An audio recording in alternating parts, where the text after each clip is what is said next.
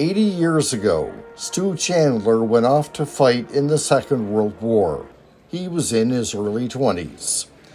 The young pilot returned home safely and lived in Charlottetown until his death in 2001. In 2024, a piece of his wartime past flew into P.E.I.'s capital, and his daughter Barbie McGuigan had the thrill of a lifetime to sit in a cockpit seat in a plane just like her dad flew.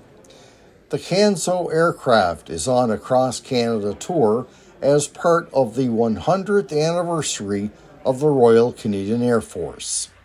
On June 24th, the tour stopped in Charlottetown, where the Chandler family got to see the aircraft up close and personal.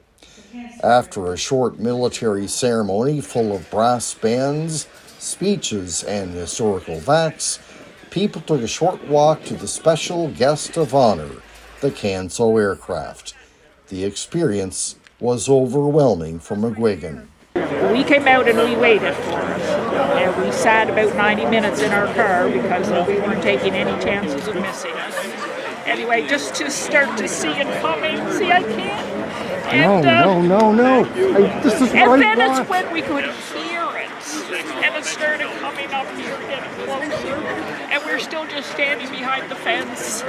But it parked very close to us, like I could almost reach out and touch. And then they came over and said, "Would you like to come in?" I told them my connection. And I was like, yes!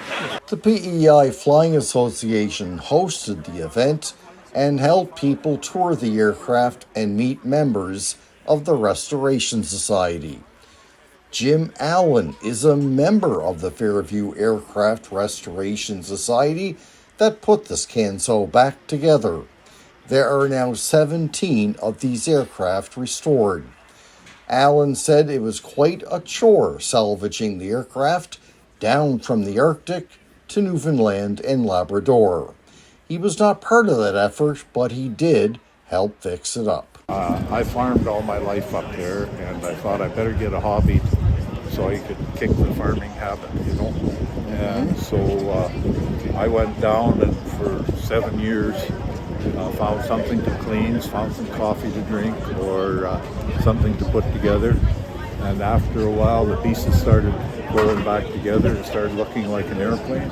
After leaving Charlottetown, the plane made a stop at the former airbase at CFB Summerside.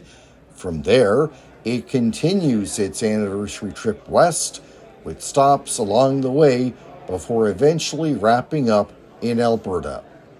Reporting for SaltWire in Charlottetown, I'm Dave Stewart.